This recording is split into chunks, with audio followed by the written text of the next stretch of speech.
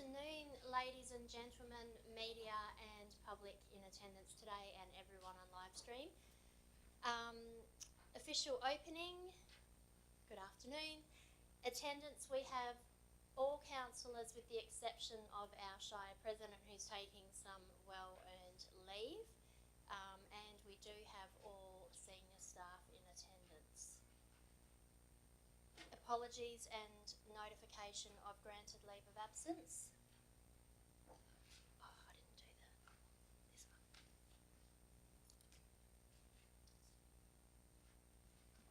We don't have any apologies, and no notification. Oh, just Shire President not being here. Perfect. So I would like to do the acknowledgement to country, which I forgot in the official opening. So the Shire of Esperance acknowledges the Kepakul Wajari people of the Noongar Nation and the Ngadji people, who are the traditional custodians of this land. We acknowledge their continuing connection to land, waters and community, and we pay our respects to the elders past, present and emerging, and we extend that respect to other Aboriginal Australians today, and my apologies for forgetting that. So, announcement, applications for leave of absence. Is there anybody needing to take a leave of absence? Item 5, announcements by the person presiding without discussion. Just two very quick but important ones. Congratulations to the CEO on winning the Esperance Golf Classic, or the Cup, yes? Well done. And congratulations to Councillor De Haas on becoming a Justice of the Peace this week. That's a big achievement, guys, both of you, well done, congratulations. Item 6, declarations of members' interest. 6.1, does anyone have a declaration of financial interest? Councillor De Haas. Yes, I'd like to declare a declaration of financial interest in 17.1, lease of the Old Matron's House expression of interest, as I'm one of the applicants. Thank you. Any further financial interests? We'll move on to declarations of proximity interests. And finally, declarations of impartiality interests, of which I had one. Item 17.1, as 3 of the 4 applicants are known to me, either personally or professionally. Anybody else? Councillor Johnston. I think I speak on behalf of all of the councillors that the same agenda item 17.1 as Councillor Leonie De Haas is a fellow councillor to us all for impartiality. Thank you for that. So that brings us to public question time, of which we have a few.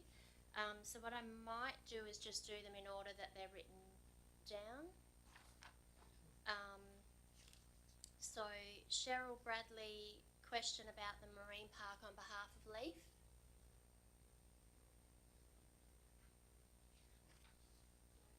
If you could please, because we've got live stream viewers and that's the only way they'll be able to hear the questions.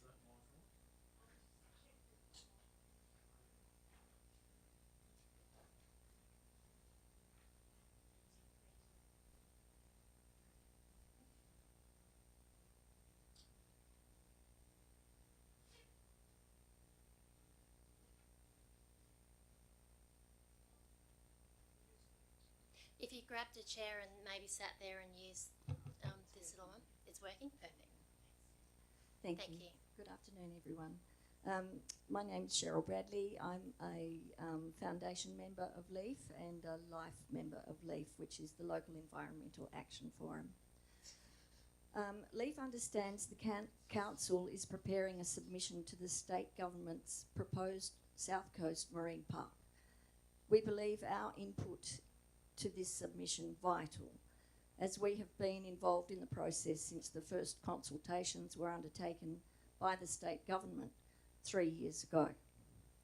We support the need for the South Coast to have legislated marine protection balanced with the broader socio-economic considerations, including recreational and commercial fishing support. This position is held by many of our members who represent a cross-section of the Esperance community. LEAF has reached out to the wider community by other means, as well as through our membership. We are fortnightly disseminating South Coast Marine Park information at the local Sunday markets.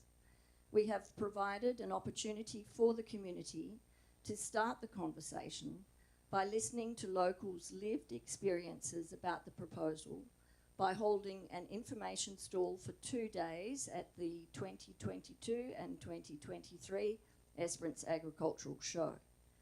We participated in the 2023 Edge of the Bay Festival by setting up and manning our information stall for the day to provide information to a wider audience. Recently, we have assisted the public with writing submissions to ensure they get to participate in the dialogue and to contribute whatever their view. Our submission will also be underpinned by what we have learned in the last 3 years from the evidence provided to the South Coast Marine Park community consultation process by all key stakeholders, sector advisory groups. Out of the sectory advisor groups comprising representatives of key stakeholders, LEAF's primary focus was on environmental and conservation values. We believe our perspective would be significant to your submission, as public comments from the council appear to be primarily concerned about maintaining fishing areas. To date, they have not reflected on whether the zones are best placed ecologically to achieve the best outcomes for the park in the following areas of concern: the protection of some of our most important endemic species, the importance of feeding and breeding no-take sanctuary zones, the socio-economic advantages of ecotourism, and any of the other important collective elements of establishing a marine park. We are pleased to be asked for input into the Shire's submission. Thank you. However, LEAF received this request at midday on the 18th of April, which was last Wednesday, and the request asked for information by the 26th of April, essentially a window of less than 8 days. We are currently writing LEAF's submission, which will be circulated to members for their consideration and endorsement, and will not be ready to present representative information in the timeline proposed by the council. We do all this work voluntarily, having no paid worker to expedite our submission on this complex issue, and continue to work towards a member-endorsed submission by the due date. Our question to council today is, if the Shire proposes to lodge a submission representative of the whole community on such a divisive community issue, why did the Shire not commence broad community consultation when the 4-month submission process was announced mid-February, thereby enabling true community representation to be made to the Shire for consideration by our elected representatives? I will endeavour to answer that question, and if you have anything further to add, Mr. CEO, please feel free. Firstly, I'd like to thank you for your interests and your efforts that have been sustained. Your contribution to this conversation has been constructive, and I thank you for that. I want to assure you that this council has had discussions around the fact that we wanted our submission to be truly representative of the whole community, and that's why we are endeavouring to go out to the public. So that's probably why we've come to you later than earlier to answer your direct question. We weren't entirely sure what our submission was going to look like and how to do it, because it's obviously a complex document, which is why we asked the department to make that community information hub available to help the general layperson get their head around a bureaucratic document and make an informed submission that will be heard and make a difference. We have had the conversation around the fact that we are elected to represent everybody in this community, and our submission will reflect that. We are not going in with a microscopic view of what we do like or don't like and only focusing on that. We are going to be looking at the entire plan and making comment across the entire plan according to our entire community. And that is where we decided to go out as individuals and ask in our own networks, and then broadly through, I think, a media release for people to come to us. And we reached out to you because while you're welcome to make your own submission, and we would still encourage you to make a submission on behalf of LEAF, we wanted to take some of what you might be able to give to us into consideration so it does reflect what you say in our submission. Does that answer the question as to why it was so late? In a roundabout way, sort of comes to most places. However, there are a lot of funding planners out there who also share our environmental and conservation values, and we would like to know how you're going to gather information from them if the current scenario appears to be silent. Well, perhaps not majority, but definitely they haven't been very forthcoming, whereas the opponents to the marine park have quite obvious. So that was the crux of us asking Minister Punch when he came down a few weeks ago to bring trained and qualified staff down, because our community is being fractured and people are being disengaged because they feel like it's too overwhelming to even bother trying to have a voice. And so we wanted the state government to give adequate resources to make sure that people had a pathway to share their thoughts and their concerns, or I think it's good, you know, what you're saying, where's the positives, where's this sanctuary zone's in the right spot and it's doing what it needs to do. And that's why we welcome the announcement recently that they have got marine park planners and marine scientists in town 3 days a week for the next 8 weeks to make sure that it doesn't matter what your view is, you can go and share your view with someone who can help you articulate that in the right way at the right point in the document to make your submission count, to make a difference, yeah. Indeed, and I think my personal concern is that supporters of the marine park may not choose to make submissions because their understanding is that the process is well and truly underway, and therefore they don't need to stand up and make their opinion about their support for the park. They may not feel that it's necessary for them to lodge a submission when the document itself appears and indeed has been accused in multiple forums to be a done deal. So that's my basic concern. That's a personal opinion, that's not a committee opinion. Okay. Thank you. I'll take that one as a statement. Yes. And did you have any further questions, Ms. Not really. Bradley? No, thank you. Thank you.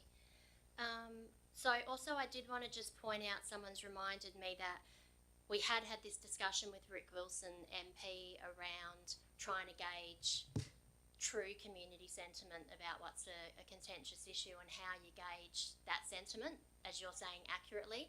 And he promised council that he was going to go do some research into a survey. So it's a phone survey where he either calls or they text your mobile or something. And basically everyone that he has contact details for in the Shire of Esperance is going to be contacted by the Office of Rick Wilson to get an understanding of what the genuine sentiment broadly in the community is. Well, a lot of the misinformation has come from political officers. So, that is what major concern. yeah, thank you for that statement. And Karen Milligan, you had some follow-up questions? Or, okay. Mr. Doug Carey, welcome.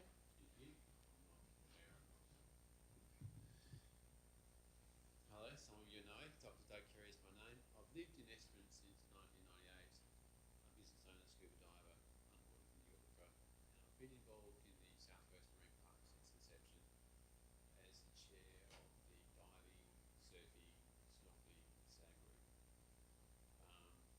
I was in the process of compiling my own submission and made aware the Shire was doing their own one, and I thought that was a great idea. Because you do, as you say, represent 15,000 diverse souls in our area.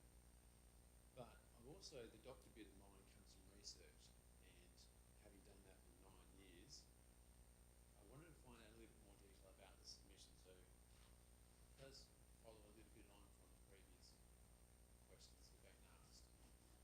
first one is, when did the council decide to commit to a submission?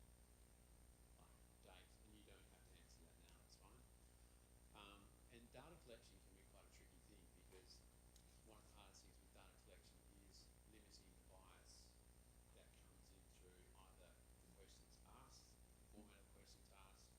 person asking the questions, and through any other perceived responses that may be coming from those questions. So all those things, ideally, the quality of the answer, once to be useful, needs to be eliminated. And so my other question was, who will be collecting the data, and how will the data be collected? So I appreciate you've answered some of those questions, but I guess I'm thinking that if a decision was made a while ago about let's do a submission to represent our community, I think I want to know, was at the same time some process decided on how that data will collect, so the information you get is actually a quality result of the information being stored. Thank you, Mr. Kerry. Can I just reflect back to make sure I understand your questions were, when did council decide to make a submission? Who's collecting that data, and how are we collecting that data? Is that correct? And do you have set themes that you're working around, like, are you streaming your answers to certain, I guess, concepts, focus groups, or is this an answer that you're seeking? I don't, again, it's an open question. Really, it's, the question is, how has and what is the document you're working off? You're trying to seek a balance and impartial view of your community. Thank you for your question, which I am going to refer to the CEO. Do you want my notes? I guess in relation to when did the council decide to put a submission, I don't think we ever decided not to do a submission. I think it was always going to be that we would put a submission in. Acknowledging our submission probably doesn't hold any more weight than you as an individual might hold. In trying to determine how and what our submission is like, what we wanted to do is encouraging the whole community to become aware of the process, to understand the marine park and what the impacts would be, and then start to engage with our councillors, who are essentially then representative of the community, to then they will assist in developing what will go within our submission. Acknowledging too that we also have some land that will be adjacent to the marine park, so we've got some interest as a landowner essentially. So our submission will also reflect some of that. In relation to how it's put out, we've got a strategic plan that has a number of themes, and you can have a look at those. And so at this point in time, I think our submission is going to be based around those, which is obviously financial, environmental, community-driven, and as a place. So if you look at our strategic plan, it's very balanced for the best outcomes of the community, and I think that is along the lines of where our submission would be heading as well. Does that answer your question? Yeah, I guess around that concept then, do you have a time frame that you're looking at as to when you collect the data, analyse the data? Well, we're into data collection now, essentially, getting sentiments from the community and ideas. We're running to the same time frame as anybody else is to do a submission. However, ours has got to go through a sort of formal process through a council meeting, so our time frames are a little tighter than an individual might be, because they can go up to the last day and submit theirs. So we're probably running a month shorter than most people to try and make sure that we have a consolidated approach that all of our council are comfortable with. So that's why we've reached out to you guys now. We've been encouraging people to become aware of it as your group, to also be aware of it. That's why we've asked you for your opinion reasonably early now, so we can formulate our response, submit it to all of our councillors for them to then be agreement on it by the time the submission date is due. In regards to South Coast Marine Park, do councillors, or have councillors disclosed any partial interests in regards to the marine park?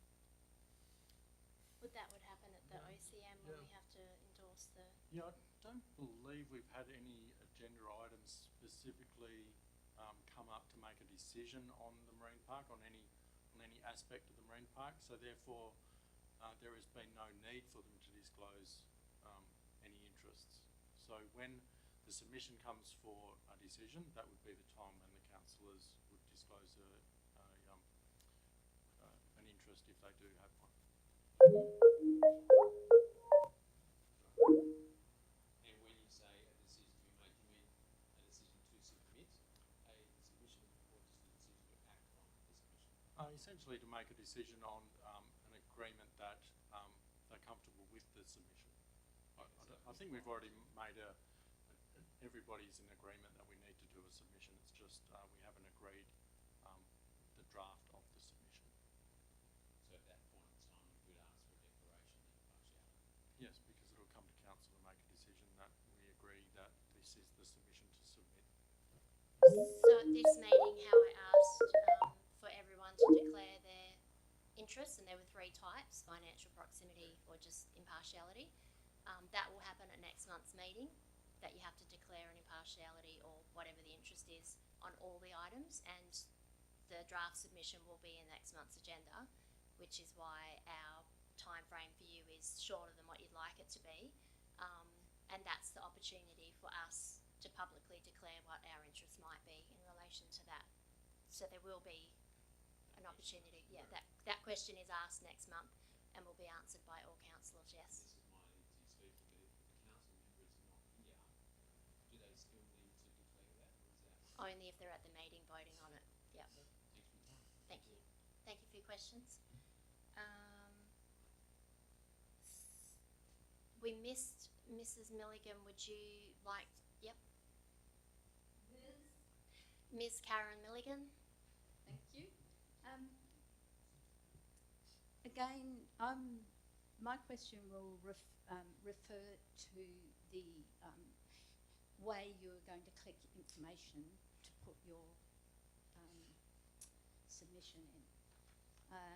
And I think Cheryl and Doug have quite eloquently asked the questions.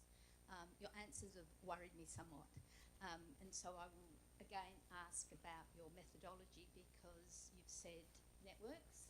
So far, people have not declared their impartiality interests, which I think would be very important if you're using your networks to collect information, because we all know our networks don't reflect the whole town perspective. I know who a lot of people here I've had interactions with. I know they've got very different opinions to me, and that's what a democracy is about. But I do think that the Shire, the council, has a very important role to collect and represent the community impartially. So I think impartiality interests should have been collected before, if you're going to use your networks as an information collection process. And again, I would just like to say, where is the rigour in your process of trying to assess what the town's perspective is? Where is the rigour? I haven't seen it. I'm sorry, I know it's a very hard process, but I've been involved in government all my life, doing a lot of community consultations. Most of them take about 2 years, to collect the right sort of information. I don't see any rigour yet in your answers, so I would really like to know, where is the rigour in your methodology in getting a really impartial submission for the state government?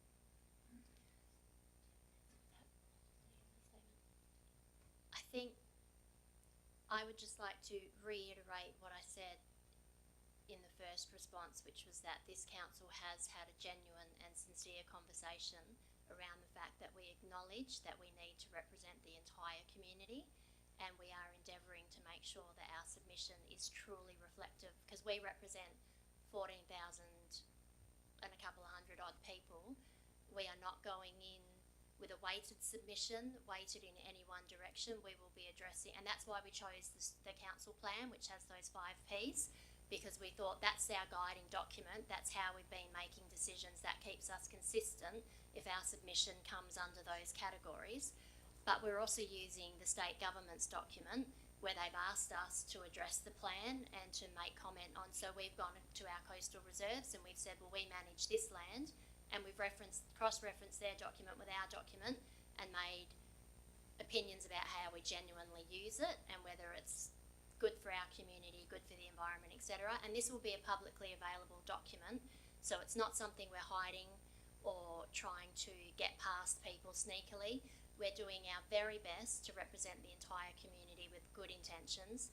We're putting a lot of time and effort into it. Our staff have done a power of work to try and get this done behind the scenes at this point. But when it comes next month and we have to vote on it, it will be a publicly available document that you'll see how we vote on it. We will declare our interests either way, where those interests fall. That will be publicly available, and then whatever the document looks like in its final form that gets submitted, we're going to make that available to the community, because it is going to have the whole scope of the park and the whole scope of views in it, and we hope the community members who will cherry pick it and will say, well, I agree with what you've said here, and I'm going to use those words and go make a submission on it, because we've done the legwork for you at that point, you know, and cross-referenced all the documents, which we get that the layperson doesn't have the time or expertise to do. But again, I would refer the community to DVCA's new pop-up at Lottery's House, and we welcome that announcement from the state government to make sure there's suitably qualified people to help our community to make a submission that counts. Sure. Look, I appreciate your answer and thank you very much. I just need to ask one more question. Where's the rigour? And I refer to Cheryl's comment about all those people that are not represented by a body. There are many people in our community that don't belong, say, to LEAF or to the fishing club, angling club, deep sea angling club. Where are those people? Where are you going to hear their voice? Because they're the voices we've heard at the markets, and it's taken us 3 years to collect a lot of that information. I'd like to see the rigour in this, and where is the rigour? So far you've told me how you're doing it, but from a research policy background, I see no rigour there yet. So we're probably going to have to note that you think there's no rigour in our process, and we've got about a month to fix that.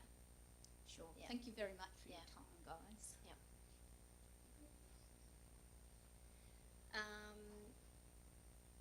So that was all the questions from LEAF today, and so thank you. Then we'll ask Mr. Ted Gray to come. He has a number of questions around an agenda item on road safety and the partnership agreement.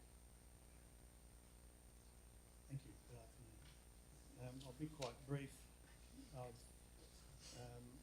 given up some questions on notice, one relating to the draft partnering agreement between the Shire of Esperance and Esperance WA.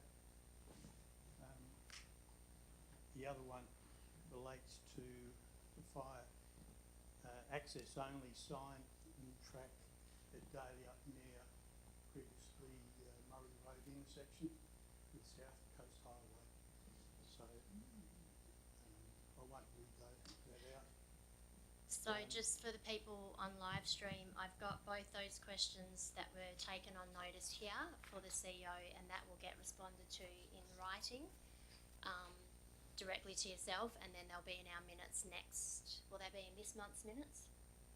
Next month's minutes. Okay, thank you. Thank you, Mr. I Gray. can send Word documents, make it easier for your staff. That would be, yes, a big nod there from our executive assistant. Thank you. Just another follow-up question regarding reducing speed at a portion of Goldfields Road. I've raised at the annual electors meeting question of what progress has been made by the Shire and Main Roads in considering a reduction of the current speed limit of 60 kilometres an hour on Goldfields Road between Esperance Coolgardie Highway and just beyond Phyllis Street. Thank you for your question, Mr. Gray, which I would like to ask Matthew Walker to address. Yeah, no problem. So through the chair, we have no progress update for Main Roads. We have followed up with them and unsure why they haven't done that assessment yet, so we'll follow up again. I do know they are very much under the pump bringing in-house maintenance, or maintenance back in-house, and that's stretching their resources, but we will chase up again and see if we can get that scheduled. Just a follow-up question to that. At the 6th February annual electors meeting, I understood from the reply that Main Roads were coming the following week and would look look at that issue then. It seems a long time, you know, for something fairly straightforward. Mr. Walker? I completely agree. That's the advice I had at the time, that they were coming down, and that was part of their program to do that. It never got done when we followed up, and we haven't got a time frame. So I can't control main road speed. Unfortunately, we can keep trying to press them, but they work to their own time frames. Okay. May have to seek alternative, additional communications with main roads just to find out what is going on. It shouldn't take that much. I think the request was put in last year. All right, thank you. Thank you, Mr. Gray.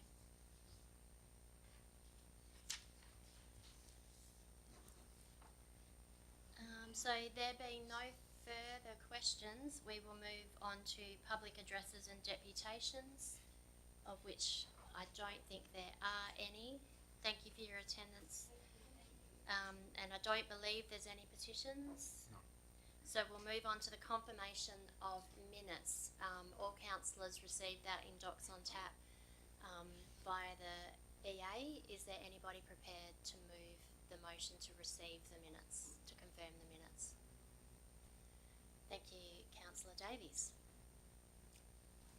Would you like to read your motion? Thank you, Chair. I would like to move the motion that the minutes of the ordinary council meeting of the 26th of March 2024 be confirmed as a true and correct record. Thank you. Do I have a seconder for that motion? Councillor Johnston. Does this item need any debate? I'll put it to the vote. Those in favour? Thank you. That was passed 8-0. So moving on to delegates' reports without discussion, and we'll take them in the order that they're on the screen. Councillor Starcevich, would you like to make any comment or additions to that? Through the chat, the only thing is that I attended the meeting last night for the Tourism brand tourism development. brand. Yeah, sorry.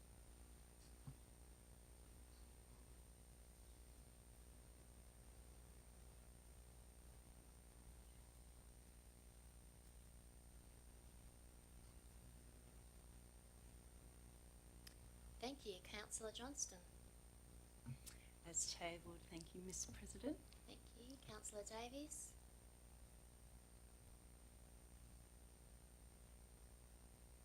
The only one I'll just remove is the 15th of April for the Grant Commission. I don't believe I was there for that one.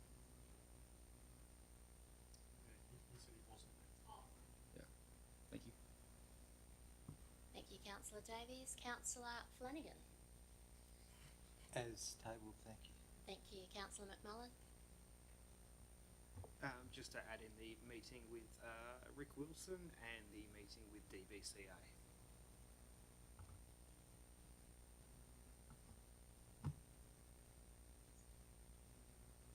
You weren't there.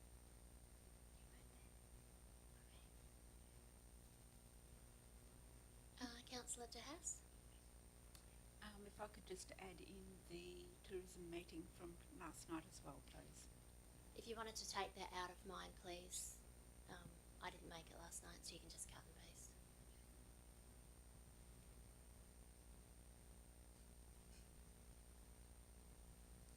Councillor Graham.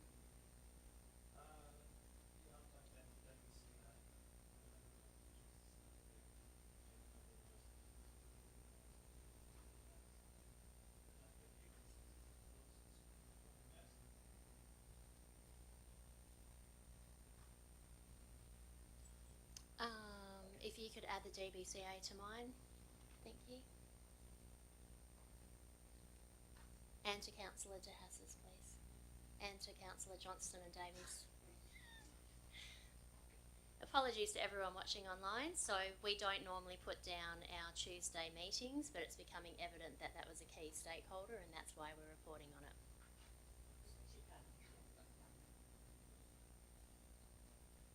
So we'll just give the minute secretary a moment to fix our mistakes and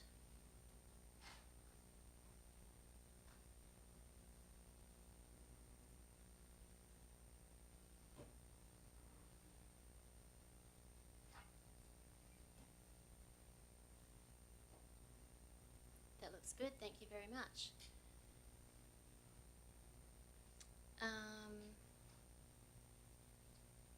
So that brings us to matters requiring a determination of council, and I draw your attention to item 12.1.1, which is on page 11 of your agenda.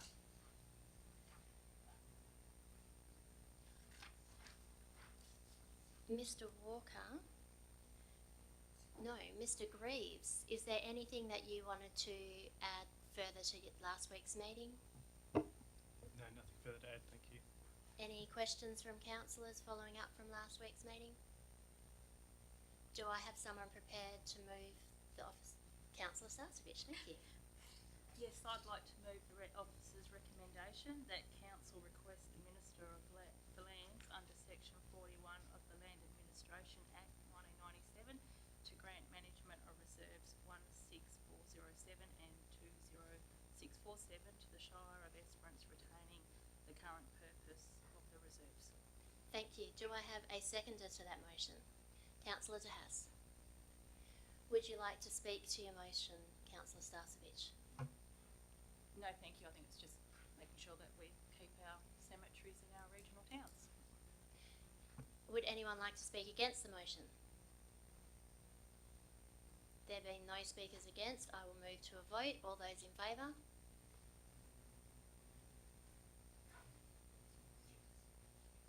That was carried 8-0. Thank you. So we will move on to asset management, item 12.2.1, the Road Safety Management Plan. Mr. Walker, would you like to say anything to this item? Nothing further to add through the chair. Happy to answer any questions. Councillors have any? Thank you, Mr. Walker. Any questions from councillors on this item before we move to a motion? No questions. I will ask, is there a mover of a motion with regards to this item? Thank you, Councillor Flanagan. I move the officer's recommendation that council endorse the Shire of Esperance Road Safety Management Plan 2024 to 2030. Thank you. Do I have a seconder for that motion? Councillor Johnston. Would you like to speak to the motion, Councillor Flanagan? I won't say a lot, just to say that we did cover this extensively in a council workshop about a month ago. Road safety obviously brought to sharp focus again with the deaths of 4 people in the wheat belt, far overrepresented in terms of road death statistics. It's an extraordinarily important thing. It affects communities significantly, and it's incumbent on us as a local government to do what we should to minimise road deaths and road serious injuries. Thank you. Thank you, Councillor Flanagan. Would anyone like to speak against the motion? Would the seconder like to speak to the motion? No, nothing to add. Councillor Flanagan has covered it very well, thank you. Anyone against the motion? I take it you're ready to vote. Those in favour of the motion? That is carried 8-0. We move on to item 12.3.1, which is Corporate and Community Services, the Financial Services Report. I will ask Mrs. Baxter if she has anything she'd like to add to this before we... Thank you, Chair. No, nothing further to add. Thank you. Councillors, any follow-up questions from last week? Councillor De Haas. I was just putting my hand up to move the motion. Okay. Any questions? No. Councillor De Haas, would you like to move your motion? I certainly would. I'd like to move the officer's recommendation that council receive the attached report entitled Monthly Financial Services Report for the month of March 2024. Thank you. Is there anyone who wishes to second that motion? Thank you, Councillor Starcevich. Would you like to speak to your motion? Certainly. I find it therapeutic to read this report and know that we're in a financially stable position. We have so much information at our fingertips and can watch the ups and downs and ins and outs of all the financial happenings. Thank you to the staff for these very comprehensive reports, from the variances and amendments, the progressive budget snapshot, through to the other reports and graphs. Thank you. Thank you for that. Is there anyone who wishes to speak against the motion? Would the seconder like to speak for the motion? I think Councillor De Haas has covered it very well, thank you. So no speakers against the motion. We'll take it to a vote. All those in favour? That is carried 8-0. Moving on to page 87 of the agenda, which is Executive Services, item 12.4.1, Standardised Meeting Procedures Response. Mr CEO, would you like to say anything about this? Nothing further, councillors. Happy to take any questions you have on it. We workshopped it quite extensively, and I think these answers are reflective of those discussions that we had. Any questions from councillors? I will ask if someone wishes to move this motion, or any motion. Councillor Davies. Thank you. I would like to move the officer's recommendation that council endorses the attached response to the proposed standardised meeting procedures to both the Department of Local Government, Sport and Cultural Industries and WOLGA. Thank you for that. Do I have a seconder for that motion? Councillor McMullen, would you like to speak to your motion? Thank you. Yeah, as the CEO summarised, we had a very comprehensive workshop where we went quite in depth about this, and this form that we have back on here seems to have reflected what we discussed, so that's good to see. Thank you for that. Does anyone wish to speak against this motion? Would the seconder like to speak for the motion? Nothing further to add, thank you. There being no speakers against, I take it you're ready to vote, councillors. All those in favour? That is 8-0. We'll move on to page 114 in your agendas, which is item 12.4.2, the information bulletin, which I normally move, so we'll see who's going to move this month. Would you like to say anything about this, Mr. Birch? No, happy to take questions. Any last minute questions on this item? Would someone like to move this motion? My motion. Councillor De Haas. Yes, I'd like to move the officer's recommendation that council accepts 1, the information bulletin April 2024, 2, council priorities summary corporate performance March 2024, and 3, status report open council resolutions April 2024. Thank you, Councillor De Haas. Do I have a seconder for this motion? Thank you, Councillor Flanagan. Would you like to speak to your motion, Councillor De Haas? Councillor Oborne, I'm sure that I cannot do this one as much justice as you do. However, it is an extremely interesting item. It goes hand in hand with the financial report. And if you want some bedtime reading, it's really, really good for that too. Thank you. Any speakers against this motion? Would the seconder like to speak for the motion? Thank you. I would just like to endorse the therapeutic nature of this report. And also make the comment that we, as a council, we had a workshop today to do with our council plan, which is reflected in the report that we have here. So it's really important. It's wonderful. It's, again, very therapeutic. Thank you, councillors. Would anyone like to speak against this motion? There being no speakers against the motion, I'll put it to the vote. All those in favour? That is 8-0 for this item. There are no reports of committees. Nope, sorry, I've skipped one. Page 182, item 12.4.3, event funding support, the 2024 Esperance Winter Solstice Festival. Is there anything further to be added to this, Mr. CEO? No, nothing further to what I added last week. Similar to the previous month, a proposal about another festival, sort of midwinter, that is aligned with our events discussion paper, and yeah, essentially seeking if council would support this event this coming year, acknowledging too that a full review of it would happen to see if it could be an ongoing event into the future for our community. Thank you for that. Do I have a mover of a motion regarding this item? Councillor De Haas. So I'd like to move the officer's recommendation that council allocate $10,000 towards the 2024 Esperance Winter Solstice Festival. Thank you for that. Is there a seconder to this motion? Councillor Graham. Would you like to speak to your motion, I Councillor? will, thank you. This is a following application that has come forward from our seed funding for new events. The objective of this event is to create a memorable destination event, an opportunity for visiting artists to work with locals, and it is hoped to become an annual event in off-peak season. The program shows many and varied planned events outside of Stonehenge as well as based there. And I feel that this is something new and something different and something, more importantly, something worthwhile of our support. Thank you for that, Councillor De Haas. Is there a speaker against the motion? Would the seconder like to speak for the motion?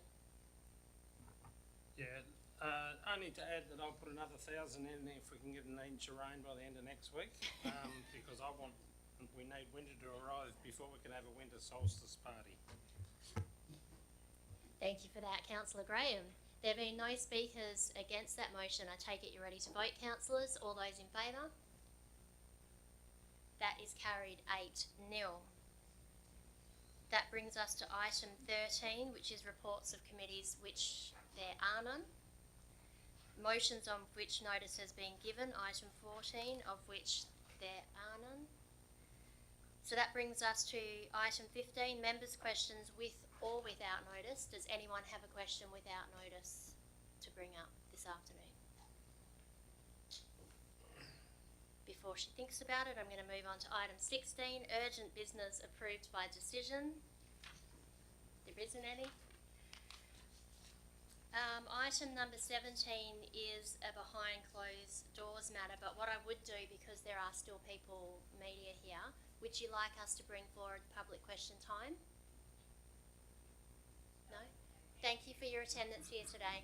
We appreciate your interest. Would someone like to move? Thank you, Councillor Flanagan, and seconded by Councillor Johnston. Would you like to?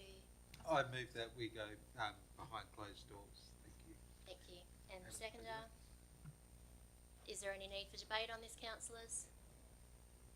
All those in favour? 8-0, we go behind closed doors. And Councillor De Haas is going to leave the room because she's declared a financial interest. Thank you, Councillor De Haas. Councillor Flanagan will come get you at some point.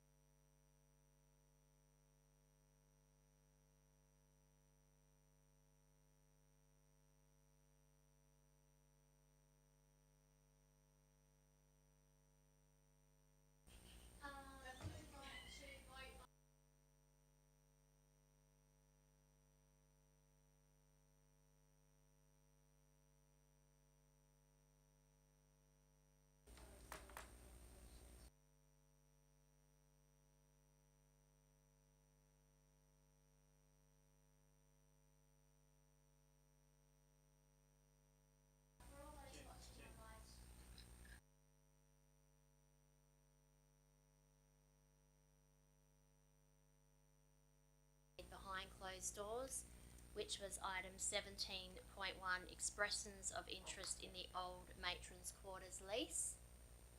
Council resolved to support the officer's recommendation that we enter into a lease for the old Matrons Quarters in Museum Village, portion of lot 148 Dempster Street, Esperance, and that lease has been entered into with Nikki Starr.